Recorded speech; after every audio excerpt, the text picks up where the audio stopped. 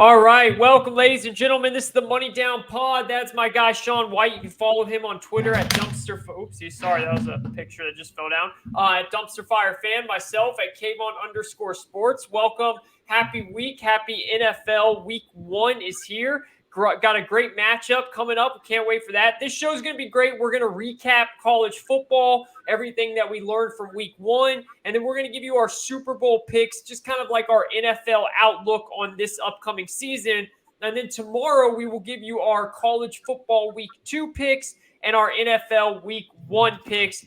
Definitely follow along on Twitter as well. I'm so far 10-4 in college football with my picks, so you've got to be following along on Twitter. We give out as much as we can on here, but we bet a ton, so we're not going to give out every single pick on this as well. So follow at Sean at Dumpster Fire Fan, myself at Kavon_Sports. Let's get right into it. Now, just to give the audience a little behind the scenes here. I'm about to do something that we don't usually do. Usually me and Sean, we talk about the show, what we're going to talk about. Then we come out and we roll it out that way. Sean doesn't even know I'm about to pull this out here on him. I wanted to pull this out live on air to get his reaction, okay? Me and Sean have known each other for years. We've been doing this show. This is like our 90th episode almost. So we know what we like, what we don't like. We know our type of trends and all that stuff. And Sean is a talent snob. And let's just say what it is. You're a talent snob, Sean. You crave talent. And for the ones that aren't so talented, you kind of throw them to the dirt. And there's one guy special that you have thrown to the dirt harder than anyone. And it's not just you. Are you about to do this right now? I'm about to do this. And it's not just you. It's a lot of people. And I've said a lot of things about him as well.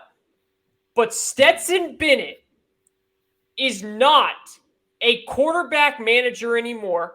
He is not a time manager. What we saw, by the way, this was not against Sam Houston State for all you Hayes Kings truthers out there. Good luck with that guy as your quarterback. You're not winning a damn thing until you get Connor Wegman in there.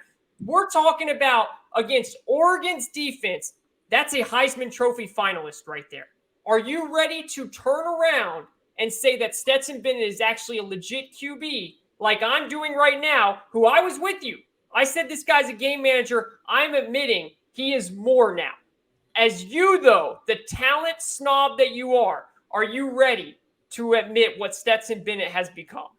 Well, let's see. How far are we having to go for this? So it's not about the draft. It's not about he's going to be a top. That's not what college football is about. I know that you watch it that way a lot of times. This is about that this is a damn good quarterback. Okay, yeah, no. So I was seeing a bunch of takes like second, third round now, and I was like, oh my God, can we please not overrate this dude the minute it's not about the draft. Okay. But there is a chance. Player, yes. If he keeps developing, there's a chance. But right now, it's not about that. As a college player, yes. They can win the national title with him at quarterback, and I have no doubt about that this year. And it's not because he proved it last year. It's because what he did this weekend. This weekend, he carved him up, man. That was the best game I've ever seen him play easily. And he's out there with some confidence. I give him credit. He's got some confidence now. He's out there slinging that thing.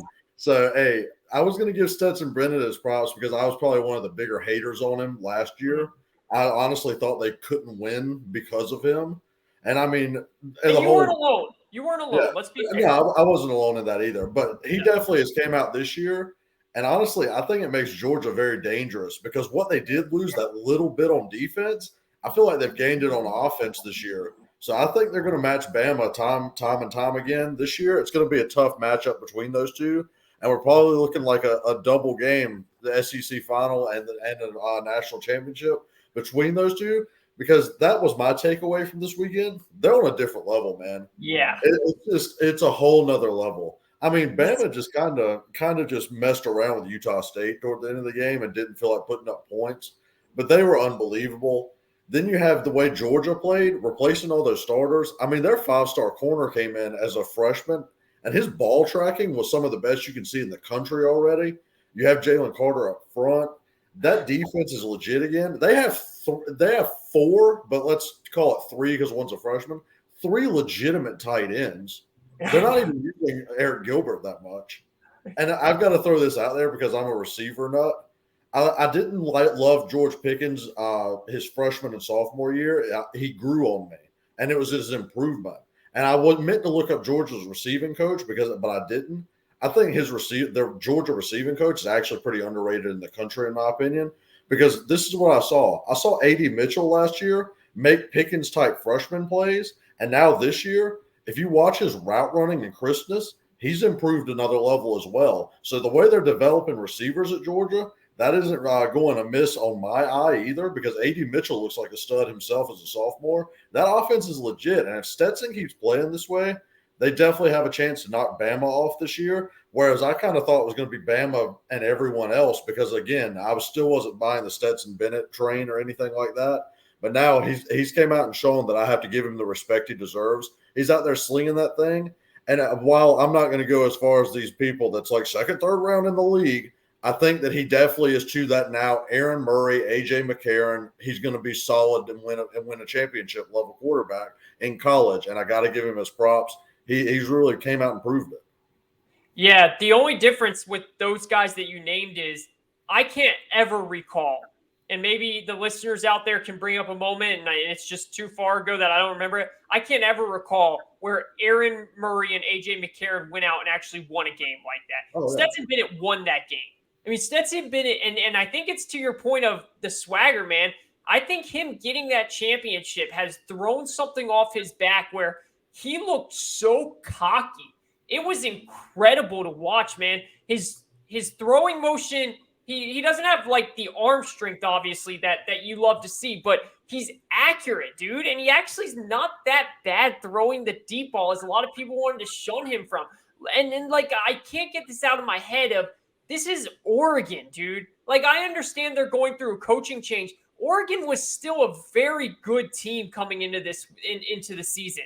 It's incredible. Like, Georgia, dude, Kirby Smart is doing something that I didn't think ever would happen unless you had Nick Saban on your sidelines. I'm kidding you. I'm not kidding you. In college football, we never thought we would see something like what Nick Saban has done. And it is still early to say that. Kirby needs to go out and win 2, 3, 4 more titles and back-to-back and be in the playoff every single year.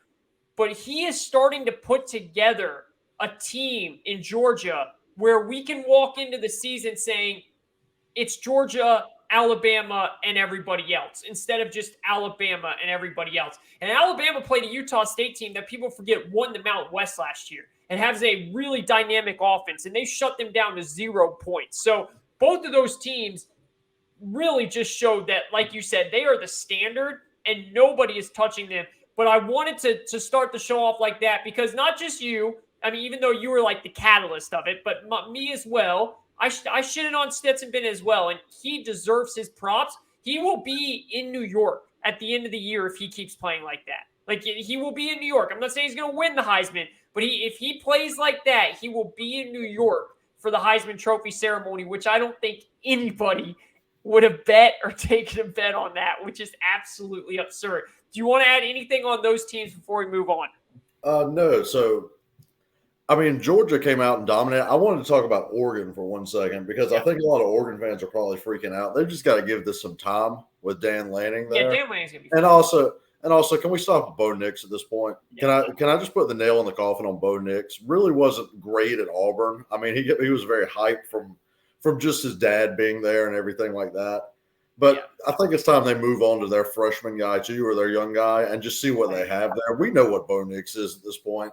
And I know you got your transfer and you want to show everybody that, hey, if you come in and transfer here, we're going to play you. We're going to play you over here.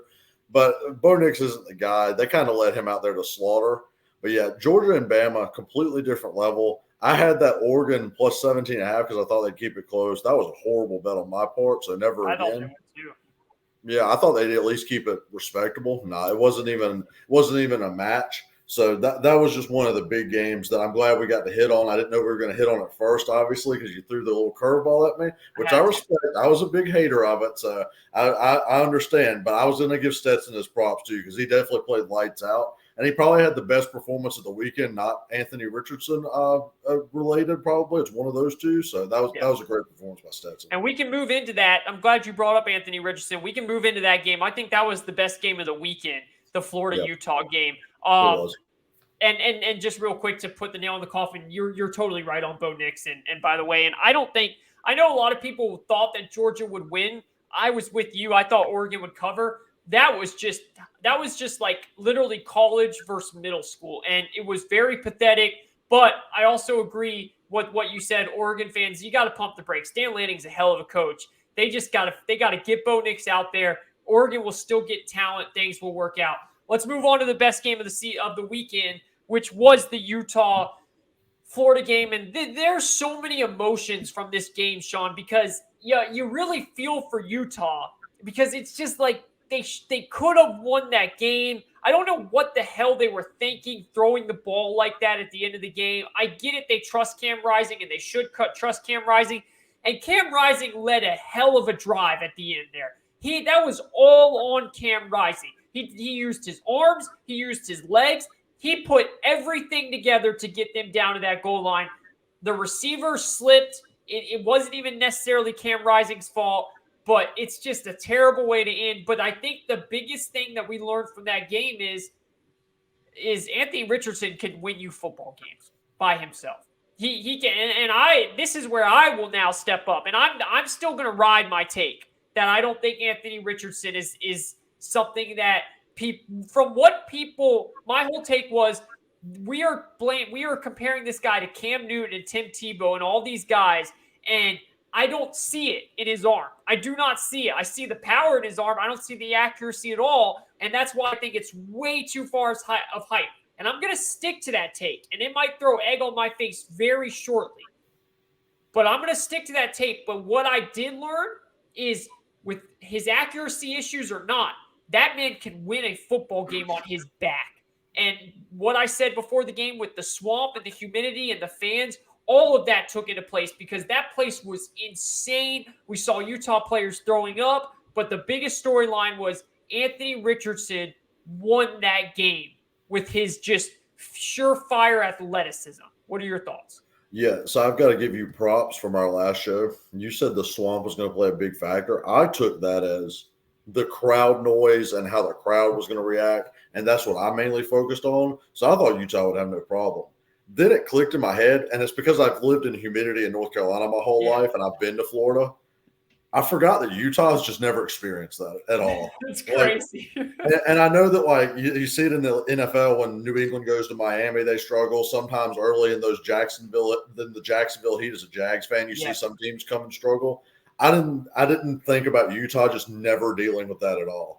So them throwing up, I was like, oh, that was a bad take on my part. I'm like, Kayvon had that nailed because it's not about this crowd being electric and crazy, which Florida's going to have that crowd. It's the fact that this humidity is killing these guys right now. And it was nighttime. Like, imagine playing that at 3 in the afternoon. But the takeaway with Anthony Richardson, me and you, this is going to be a big debated thing that me and you have because I believe you're going to be watching a lot of quarterback play because you're a Falcons fan. So you're thinking these quarterbacks this year. And I'm still on the side that even though I don't necessarily love Anthony Richardson's arm and I wouldn't necessarily take him, I think one of these teams is going to end up taking him in the top 10. Which you said from the beginning. This game. You said it before this game. Yeah. Because after watching this game, it's exactly what I thought. He only had 178 passing yards, which proves your point and shows what I worry about, which is the throwing aspect of it.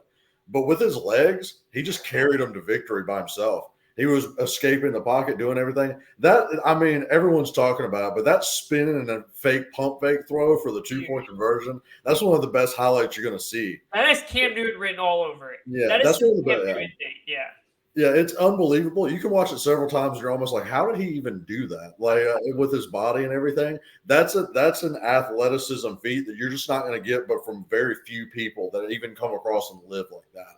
So Anthony Richardson does have the athleticism going. But what he did is he proved as a college kid, he can carry this Florida team to some victories against some of the best because I did believe Utah was going to come in and win this game outright.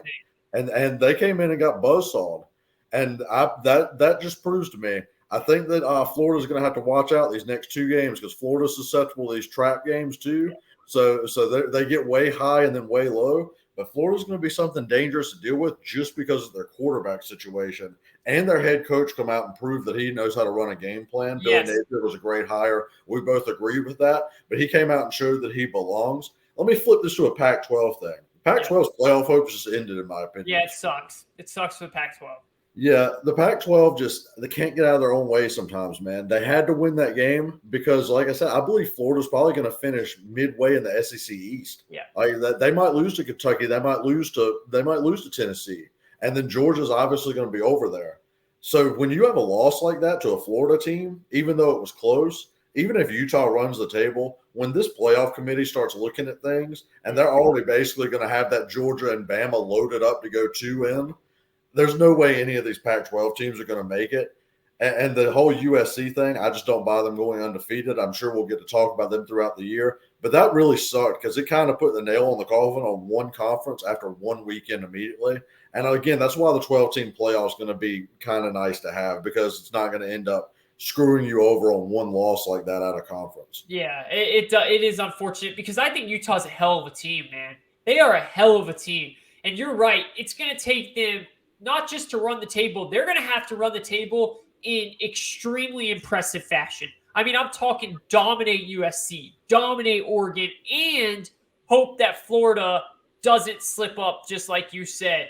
And listen, for those that like watching quarterback play and are in my boat of having an NFL team that is going to need a quarterback next year, stay tuned for this game with Florida and Kentucky next week, because if Sean's right, which it's looking like he is definitely going to be right, that Anthony Richardson's going to be a top draft pick. Will Levis is most likely going to be a top draft pick too, and that's the quarterback of Kentucky. That's going to be a really fun game to watch from the quarterback standpoint and from two teams that now have a lot more excitement. Kentucky, there was already, for whatever Kentucky expectations is, there was already expectations there. Now Florida fans, just like Sean said, that's going to be one of the best games of week 2. Back to the Pac-12 take. You're spot on about this. The Pac-12, they are just dying to get to that 12-team playoff, man, because it couldn't look worse than what happened on Saturday. From Oregon to Utah losing, USC looked great, but it's against Rice. Everyone's just waiting. For all we know, USC go out to lose to Stanford this week. Like, I don't believe it's going to happen, but that's just something that has happened in USC lately. We have to see. You're spot on about that. I want to move on to the massive Sunday night game, the LSU-Florida State game, because that's another game that I got wrong. I thought LSU was going to be physical up front. It was the complete opposite. Florida State was physical up front. LSU got destroyed up front. They couldn't move the ball well on offense until the end. Brian Kelly looked miserable on the sideline. And I just want to give a glamour of just like pause to LSU fans. Like, you guys need to chill out, man. Brian Kelly did a hell of a job at Notre Dame. Like, this guy is a good football coach. He doesn't deserve, and I get he's making a shit ton of money. Like, that's not what this is about. People are going too far with the way they're treating Brian Kelly right now because he mocked a Southern accent and now he lost his first game. He's a damn good football coach. Like, let's remember that. He had to take this roster that has a lot of talent on it, but also has a ton of issues from Ed Orgeron. Like, there's a lot of issues on this roster that he has to deal with. And I also just want to say this. After watching that game, I realized that other than Alabama, I don't think LSU is going to play another team that has as good as a front seven as what we saw with FSU. I did not realize how good that front seven is. I had to write some things down here. I mean, Briggs is finally healthy. He's definitely going to get drafted. Lovett is awesome, and he will for sure get drafted. Lovett looks fantastic on that defensive line. And Cooper is probably not going to get drafted, but he's like a 6-year defensive tackle, one of those guys that's just a really, really good college player. Like a really good college player. That defensive line for Florida State, I underestimated. And that's my fault for not paying more attention in the offseason. They have a damn good front seven up there. And other than Alabama, I'm not sure if LSU plays Texas A&M. If they play Texas A&M, then that would be the other one. But if they don't play Texas A&M, other than Alabama, that will be the best front seven that Texas A&M that LSU sees all season. So other than that, take a pause. this is a really good Florida State team, actually. They are better than I thought. It's the first game. It happens. And credit to Florida State for going out there and getting a win. Yeah. So not only that, Jared Verse looked like a top 5-10 pick to transfer in. He was all over the place. So I want to reiterate what you were saying too, because I had the same take. I thought LSU was going to dominate the trenches just because they're so talented there. Yeah. And really what happened is the offensive line is just not where it needs to be. And all. maybe that's what they saw with Jaden Daniels, was that he could just escape the pocket, because Jaden Daniels played horrible in my opinion. I know you have a slightly different take than me on that. But I thought he was missing throws and not getting to reads where he needed to go. And I think that's where some of this LSU receiver drama came in, which I think is kind of blown over. I don't know. We haven't really talked in the last day or so, but I've kind of landed on my opinion is I think that this generation puts so much on social and we throw so much on social. I think they actually deleted their post because they were probably getting so much hate that they almost didn't want to see it in their mentions. That's where I'm going with it at this point. Because it ain't like they're out there talking about quitting or transferring either. They just deactivated. So I'm almost curious if they deactivated to not see the hate, because I think they were probably catching a ton of flack, because most people was throwing dirt on Boutte because he had the drops and then he didn't perform to his standard, which I feel like he's going to come out and perform the rest of the year as long as things are smoothed over and he plays, because I think that's a small percentage that he doesn't. And Neighbors was the other one that deleted, and he dropped the 2 punts. So he's got to be feeling where it is. So I kind of think that's more of this generation not wanting to see the hate on social media at this point, because if they were actually going to go into the portal or try to leave or go to the draft, they would have already announced it at this point, I believe. So that's where I'm at on that. Where I am with the LSU offense, though, is Jaden Daniels is going to have to get some short, quick throws. They're going to have to run some slightly shorter stuff is what they're going to have to do. And they're going to have to learn how to do some combo routes with Boutte on the outside instead of ISOing him the whole game as well, just to get him the ball, maybe hit him with a screen or two. What you said is completely true, though, and that's where I just have to agree with you, and I can't really add too much on the take. FSU just dominated the trenches, man. That's what they did. And Jordan Travis played well. I'm not a big buyer in Jordan Travis in big games other than that.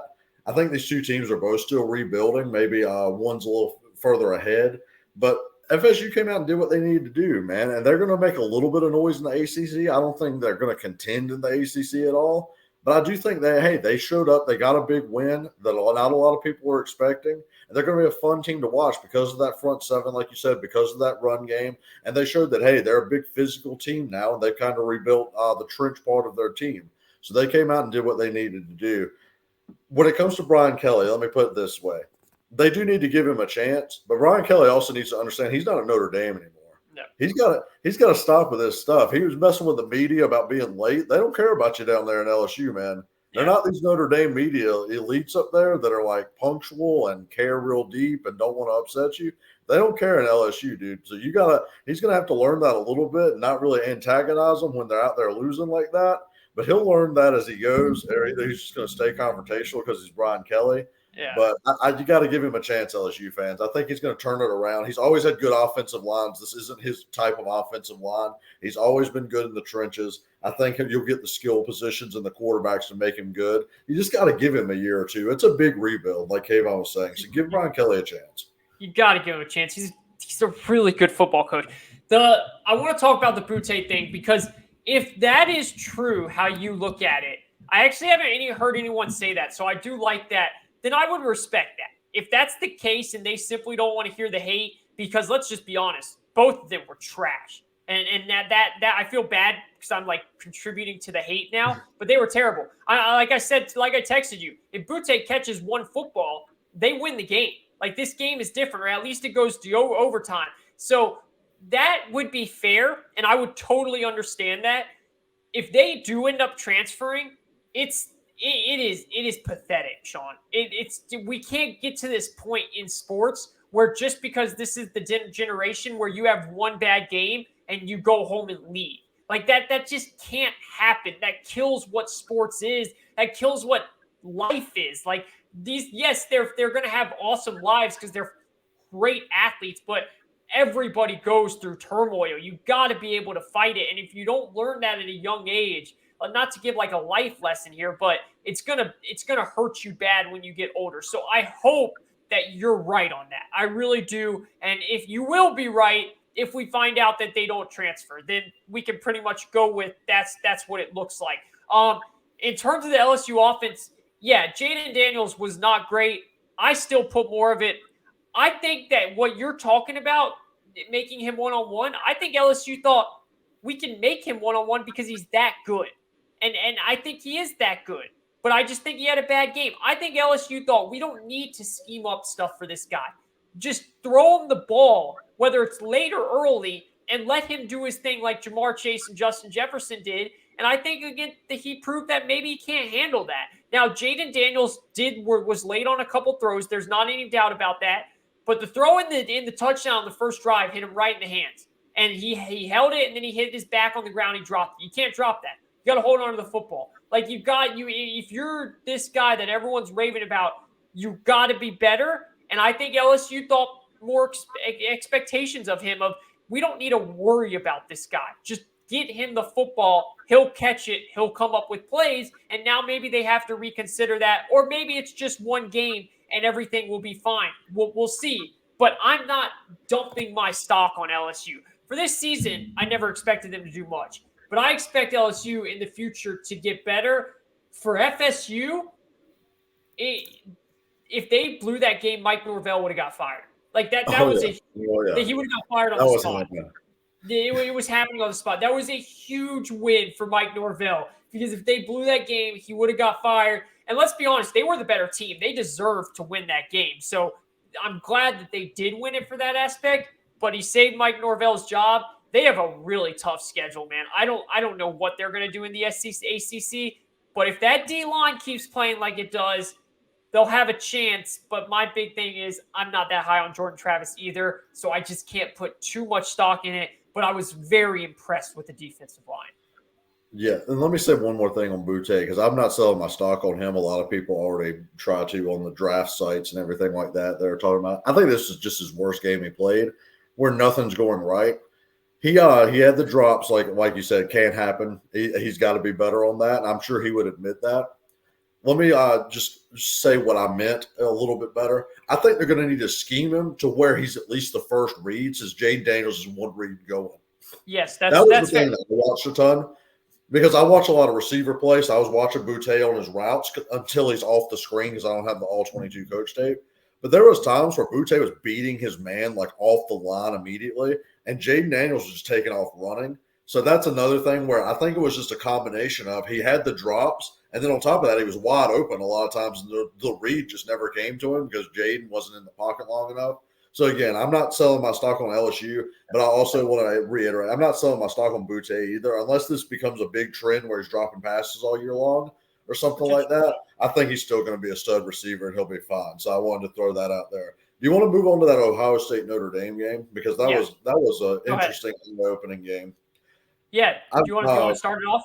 Yeah. So, did any analysts pick Notre Dame at all in that game? I mean, I don't think so. Me and you didn't even talk about the game, I don't believe. We didn't. We basically was like Ohio State in the Final Four, and didn't even talk about the game at all that they were going to play. Yeah. That was our bad on that, because honestly, Notre Dame came out and kind of popped them around pretty hard. that was talk about to bring up your Stroud take. Okay. So Kayvon's going to want me to bring up the Stroud take that I have, because I've been a little less hype on the Stroud NFL thing than a lot of other people has. I've been a more Bryce guy, I guess, but I do have them right neck and neck. Yeah. Here's not the thing like you're down on him. It's just some people are calling him like God, and you're pulsing. Now, here's my concern with Stroud.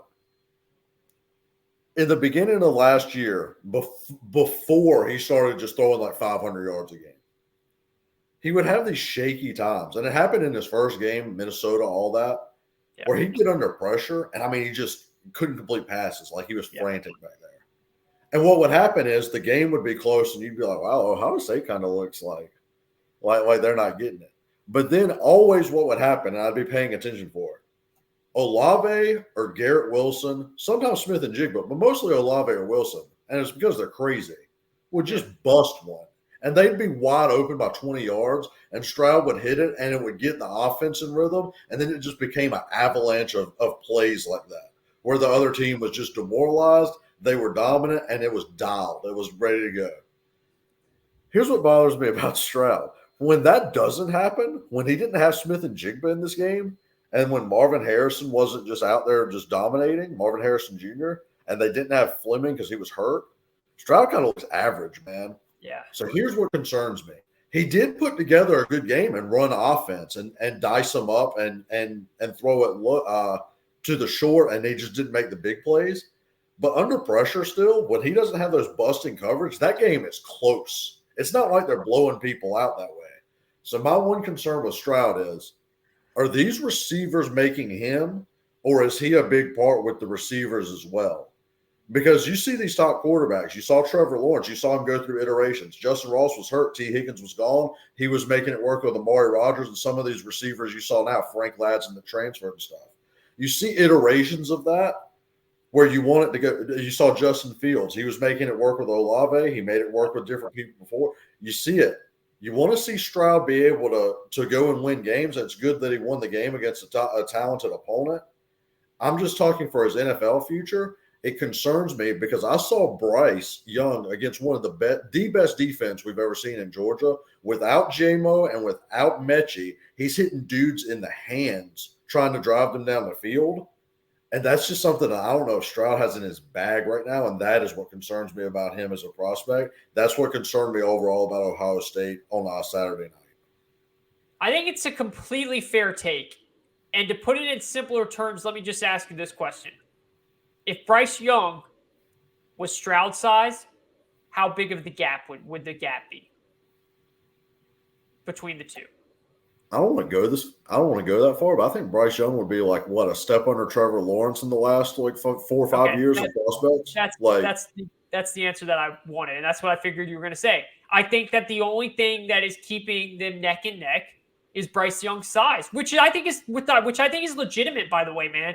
You can be a phenomenal player, but in the NFL, it's scary to take someone that's undersized because it just one hit, man, and you could be done. You could be screwed.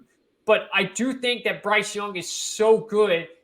Like I would love for the Falcons to take him, but I think your Stroud point is going to be something that I'm going to watch very heavily now this year.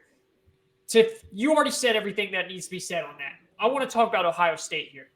Besides that offense, I am incredibly impressed with Ohio State. And for one thing and one thing only. That defense looks like it's going to be a juggernaut under Jim Knowles. Jim Knowles needs to be the highest paid defensive coordinator or coordinator period in all of college football. That defense, Sean, isn't even that talented. And when I say that talented, obviously it's Ohio State, it's talented, but it's not like some of these defenses that we've seen in the past for Ohio State or the defense for Georgia or Alabama. Ohio State does not have that type of defense. That was Jim Knowles scheming them up the right way, man. And I actually was more impressed for them to win an ugly game like that because they couldn't do that last year. They could not do everything. Had to be Olave, Stroud, Smith and Jigba, all those guys winning, putting up 40 points to win. Now you're telling me that offense will eventually get going if they stay healthy and they're going to be able to play that type of defense. Now, the other side of the argument could be that Notre Dame has a really bad offense. It could be that, and we might end up seeing that, and I could totally see that. But I really think Jim Knowles is a special coordinator, man. I was really impressed if you go watch the last game of the season for Ohio State to this, in that month, that short period of time, he's turned that defense into this. Ohio State could be on to something with the way they won that game. Yeah, I completely agree because they ran the ball too, which is something they usually haven't been doing to win since Urban was there. They ran the ball really good. Travion Henderson and the other back they had too, running down their throat. I think we're going to have to see a mix. I do think Notre Dame has a very limited offense, but I also do think Ohio State's defense is much improved, like you said. And the truth is, it's not like they're going to be playing a bunch of dynamic offenses in the Big Ten. Let's be honest about that. No, you're right. So I actually think they're built to win the Big Ten pretty much outright as well, without even putting up the 40 points if their defense just plays that way. Because I think you're going to see a lot of those Notre Dame type offenses in the Big Ten. I know Michigan looked good, but I mean, let's be real. Unless they're going to play J.J. McCarthy, I don't think they're going to be that. Which I think they will, by the way. I think all signs are pointing to that. It's got to be, right? I mean, McNamara, he just was so shaky in the first half. Then McCarthy was just the guy after that. So completely agree on that. I think Ohio State's going to be just fine on defense. It's just really competing at that Georgia and Bama level that really concerns me with Ohio State, because I just don't know if that defense can contain all the athletes on the outside while their offense puts up 40 against Bama and Georgia's type defense. But that's going to be something we're probably going to get to see, because I do think those three are kind of locked in. I want to hear your take on Clemson, because I have a take on Clemson as well. So give me your take on the game, and then I'm going to come in and talk about Clemson too. Yeah. I was worried at first. Clemson did not look good offensively. They looked exactly like I thought defensively. That defensive line is a monster. Georgia Tech, while they're not a good team, they could literally do nothing. Their defense is exactly how I thought they would look. On Clemson's, Georgia Tech's team total under was like the surest fire bet, and they covered the spread eventually too. DJ did not look good.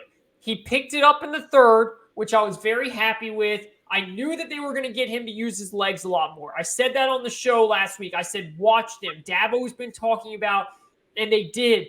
But Sean, DJ, it's almost like a Carson Wentz thing, man. DJ has something going on confidence-wise that is slowing him down. He just doesn't seem confident with the football. When he's running the football, when he's holding the football, he does not seem confident. And then Cade came in. And I understand that Georgia Tech pretty much quit at this point. And that was the final drive. But Sean, and I'm not saying that he is Trevor Lawrence, but that was the first time I've seen that offense move the way it moved since Trevor Lawrence. He moved that offense down the field, and it was like I was watching what Trevor Lawrence did with Clemson. That's how quickly he moved it.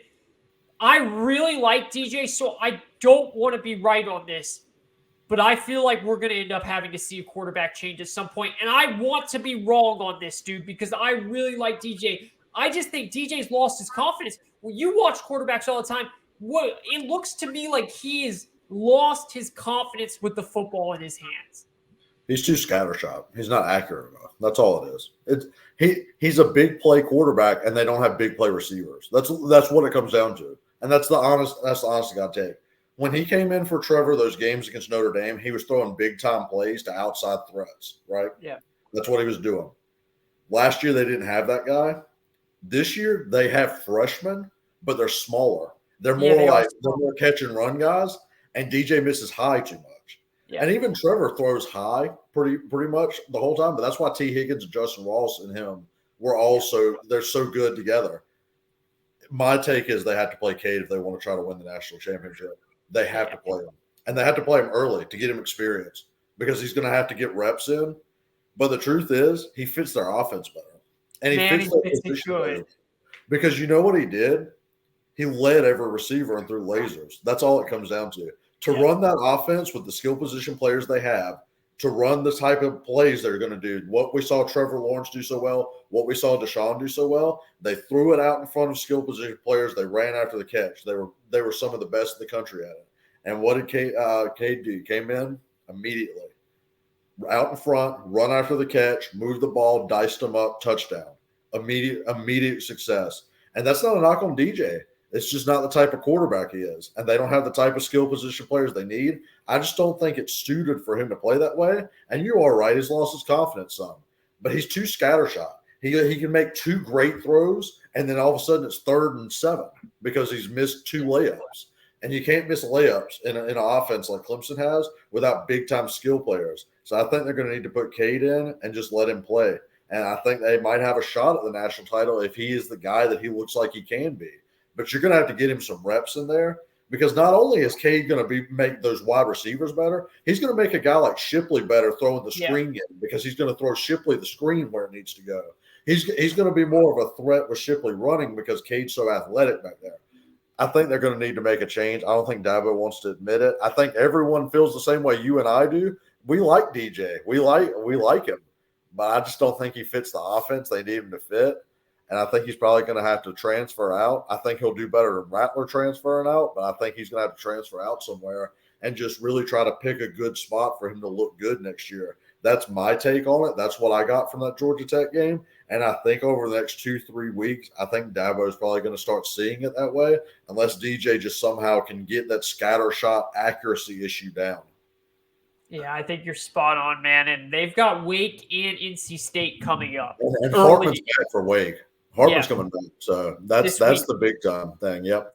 I think they have Citadel and some other small school, and then it's those two. Yeah, they've got Furman this week, and then and then they've got Wake and State. And listen, let's transition to State.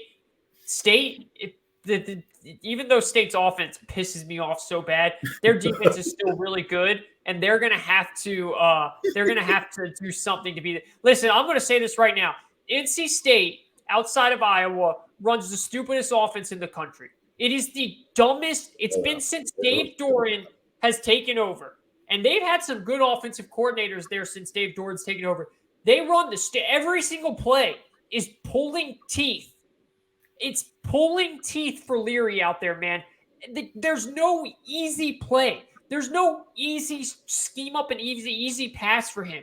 There's everything run the ball out of shotgun on the goal line, which is so stupid with some of those backs that they have that are really good, but not power. It's just, they're so dumb. And then everything is hard, man. Everything is pulling teeth. I watched that full game last week for NC State and ECU. And this is going to sound like a hot take to people that don't watch State. Sean, that's a top 5 defense in the country. In the country. And I'm serious. People might think that's hyperbole. That defense is incredible. It's fast.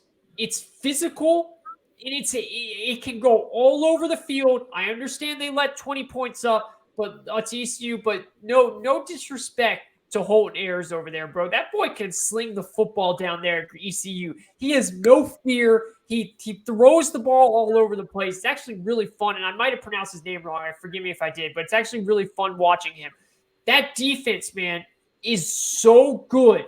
And their downfall is going to be their offense because they don't do anything easy. They don't do anything easy. Now, Leary threw a beautiful touchdown pass that was dropped wide open in the end zone. That would have changed everything. But the offense is trash. And it's not because of the players. The players are really good. It's because of the scheme.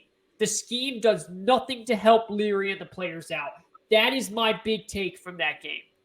Yeah, NC State and Iowa's offensive coordinators never seen a run up the middle on first down they haven't loved. So I mean, they're two of the most non-creative offenses I've watched. There's no creativity, none. Yeah, it's basically straight ISO. It's like watching the Jags the last few years with their stuff. Honestly, and it pisses me off too because I hate watching offense like that. It's literally power run game, ISO right on third, try to get a first down, and if you don't, you punt it away. Can't stand watching offense like that. It's so outdated. But that's what Iowa and NC State does. That's what they were doing there, and it almost cost them. Let's be honest. NC State, and we'll talk about UNC real quick too after this. Both of them escaped in all-time escapes. I mean, the most all-time escapable games. We talk about Florida State blocking the punt. I mean, there's 3 ACC schools with some of the most escaped losses of all time. It was incredible. But yeah, NC State's got a solid defense. I don't know about the top 5 in the country. I'd have to list them out, but I buy what you're saying. They have a very good defense, very athletic. Good. They're going to have to play a lot better to live up to that 13 ranking, in my opinion. And I know ECU plays them tough, but they didn't score in the second half. I mean, didn't score. So that's one thing. And then if you go to the complete opposite side, UNC, man, UNC can't stop anybody. I don't care what you say.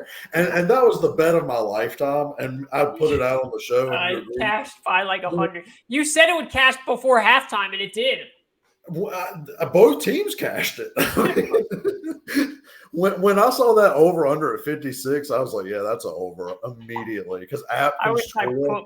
I know. Yeah. I wish I put more money on it, man. I wish I Yeah, put me everything too. on that shit. I was like, that's the mortal lock of my life. UNC can't stop anyone, but they can score. I mean, give them credit; they can score. Hey, They can't stop anyone though. And this is let's what I'm curious to see because you're talking top five NC State defense. Carolina can't stop anyone. I want to see how A&M does against App State because I think that's going to be the line to draw. Which we'll talk about that when we make bets tomorrow. Yeah. But I want to see how A&M's defense plays them because App has a fun offense, man. Chase Bryce back there, they have a fun offense. They do. But Carolina's going to have to win every game in the 60s this year. I'm telling you. Drake May's a beast. They're going to have to win every game in the 60s. I will give you a sneak peek for tomorrow. I think UNC fans are going to feel bad. I think Texas A&M is going to completely shut down App. I think they're going to. I agree too. I think their defense is so legit. So legit. And that's nothing against App because I'm with you. I like App's offense. Yo, UNC's defense is like the black shirt I'm wearing. It's non-existent. Like there is no defense. But can we take a second? Drake May's legit. Oh, yeah. Drake May has NFL all over him. He has NFL. I'm watching him, dude, and all I see is NFL. His intangibles, his tangibles, his movement with the football, on the run, throwing the football. Sean, he has NFL, and I know we got to move on here because we're going long here, but he has NFL all over him. UNC has a stone cold killer at QB right now. That kid is legit. Oh, yeah, for sure. I agree with that 100%. And he's going to have to be legit because, like I said, he's going to have to put up 50, 60 points a week because they can't stop anyone. And I don't care I think it's funny that they thought Gene Chizik was going to be the answer to that. I think it's funny that Mac Brown honestly thinks it's funny. Mac Brown's like laughing after the game like, man, that was a fun one. Like, how do you find that fun, dude? I mean, it was fun for us, but if I was a coach, dude, I would have fired Gene Chizik 2 seconds after that, bro. Like, that was just insane. But part of me, not being a UNC fan or anything, kind of is happy because I just want to watch Drake May sling it more. Like, I want it to go on his shoulders and see what he can do, even though he's so young. But he was fun to watch.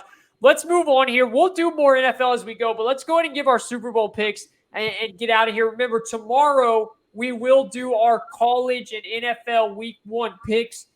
Both me and Sean will give our favorite of college and NFL, so stay tuned for that tomorrow, and that will come out Friday morning. Sean, I'll get us started with my Super Bowl picks, man. I am going with the Los Angeles Rams over the Baltimore Ravens. I think that the Los Angeles Rams go back-to-back, and it's actually pretty simple why. I don't think anyone in the NFC has gotten better. I don't think any single team has gotten better to a point of knocking off the Rams. If anything, teams got worse. All you Saints fans, you guys are absolutely delusional if you think you are the secret team that's going to make a run. You have the worst coach in the history of the NFL. Go look at Dennis Allen as a head coach. He was so bad as a head coach, he shouldn't even be allowed to coach again. He really should not be allowed to be a head coach again. That's how miserable he was. So all these people that think that Sean Payton's going to go, I've heard a bunch of people. No, I love Chris Broussard. I love him. But he's over here saying that the Saints, I heard Bart Scott is saying the Saints are going to the Super Bowl. I'm hearing all these people pick the Saints to go to the Super Bowl. And I'm like, do you guys not know that you lost a top 2 offensive genius in the NFL? So, like, that to me is nonsense. I do think that Brady and the Bucs are legit, but the offensive line worries me, and it worries me enough to just stick with the Rams. So I'm going for the Rams to win it all again. I think Allen Robinson's going to be a seamless replacement for Odell. I think Odell even might come back too. The Ravens now. We go to 2012. Joe Flacco, contract year. Didn't get it. Goes on this run. Now we fast forward. Lamar Jackson, contract year. Is not going to get it. Better team, better quarterback than Joe Flacco. They were the number 1 team in the AFC before they got hurt. I am buying in on the Baltimore Ravens to make the Super Bowl And then Baltimore's going to have to pay Lamar whatever the hell he wants after that. But I am buying in on Baltimore to make the Super Bowl, and I'm buying the Rams to go back-to-back and beat Baltimore in the Super Bowl. Those are solid picks for sure. I'm actually going to pick the Rams as well. So I mean, a lot of people are, but it's solid reasoning. They have close to the same team they had. They lost Whitworth, but I mean, their left tackle still played several games. Their defense is the same kind of. I mean, outside of injury, I just don't see a way that they're not at least the same or even better with Allen Robinson at wide receiver and Cam Akers for a full year. Yeah.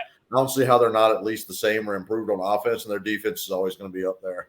The other thing is, it's mainly everyone's fallen off in the NFC. Exactly. I wanted so bad, honestly. I believe the Packers are legit this year, but I cannot take Rodgers to the playoffs this year. I can't do it myself. That's my one issue. I think they might be the 1 seed again. I buy their defense so much. They play a weak schedule, and I know they lost Devontae Adams, but I think he's just going to spread it around. They're going to run the ball more. Their O-line is they still have Elgin Jenkins and Bakhtiari once they get kind of right with their knees. Man, I love the team. They always choke it away in the playoffs, and I just can't pick them over the Rams who just won it. When it comes to the Bucks, I think the whole Brady distraction thing and the offensive line is an issue. And I think the defense is going to be slightly less as good as they were. Not having JPP there, I know he's unsigned, and Ndamukong Suh. I do like some of their pickups, but I just think the defense is going to take a slight step back, even with Bowles just not focusing fully on the defense anymore. And they lost the guy straight under Bowles to the Jags as their defensive coordinator. So I think they just take a little step back in general in Tampa Bay with all the distractions. I think Lance is going to hold the Niners back from winning it this year, even though they have such a strong team. I just don't buy that they're going to take that next jump up right there. I think it's going to be similar to how they were with Jimmy. I think they're going to get into the playoffs as a wild card, and then they're just going to have some mistakes here and there that just cost them a game every now and then. And, I mean, really outside of – unless you're hot taking the Vikings or the Eagles, I just don't really buy anyone else in the NFC. The AFC side, I do love Baltimore. My big money fantasy league also loves Baltimore because I have Lamar, J.K. Dobbins, and Rashad Bateman on it. Yep. So I'm loving Baltimore this year. I can't pick them to win the Super Bowl, though. I actually think the Chiefs are going to win it all, even over the Rams. I like the Chiefs to win it this year. I think a lot of people think they're going to take a step back because Tyreek wasn't there, but I think Mahomes is on a mission this year, man. He lost out last year in a game he should have won against the Bengals, and I think he's come back on a mission. And really, Andy Reid still – I mean, you're talking about Sean Payton being a top-tier play caller. It's Andy Reid. Andy Reid's the top guy on offense, in my opinion. Right. He's going to be the guy. I think they're going to come out. I think they're going to battle in a tough division. They're going to get some battle scars throughout the year. I think they're going to be ready for the playoffs. I think they're going to rely a little heavier on the run, get some play action going. They're going to run some nice sets out there with some of these interchangeable players with Kelsey, Juju on the slot. You got ways you can run. I think Sky Moore's going to emerge toward the end of the year. And people are sleeping on it. I think they're going to run McCole Hardman in Tyreek's spot. I really do. He's got the speed. I think he's going to be the deep threat. And I think teams are going to start to soften up and think they can play up a little more and not have the two deep safeties because Tyreek's not there anymore. And I think Hardman's going to burn them when that happens. So I do love the Chiefs. I think their defense will be solid. I like the Chiefs to win it all this year against the Rams. I think that's how we're going to go. But that AFC is a murderer's row, man. That's going to be the fun conference to watch for sure. Yes, no doubt. I think those picks are as crazy as it sounds to say. Those picks aren't like obvious picks because I think everyone's taking the Bills. Like I think everyone's taking the Bills, and everyone's like the sleeper team is the Chargers, and I'm like, whenever the Chargers win something, wake me up. Like as long as there's kicking involved in football, the Chargers are going to screw things up somehow. No offense, Chargers, but that's how it is. But listen, there you have it. Sean is picking the Chiefs over the Rams, and boy, that would be a fun Super Bowl to get. I would love that, dude. That's the Super Bowl that everyone thought we were going to get back in. What was it, like 2018, where Sean, those two offense, we had that Monday night game against those two. It was golf, and the offenses were crazy, and then they ended up getting Patriots Rams that year. But that was what everybody thought we were getting last year. Yeah, last year too. Away to the Bengals, and we should have. But so I would love to see that. I'm on the Rams over the Ravens in the Super Bowl. That would be a huge thing for Lamar if he was able to make it. We shall see. Let us know your Super Bowl picks at Money Down Pod on Twitter, or comment on the YouTube page here and let us know, and we'll read them out on the next show. Remember, tomorrow we will be doing our Week 2 college football picks and our Week 1 NFL picks, and we'll post that show on Friday, so stay tuned for that. You can follow Sean on Twitter at DumpsterFireFan. You can follow myself at Kavon_sports. Thanks so much for tuning in, and we will talk to you tomorrow.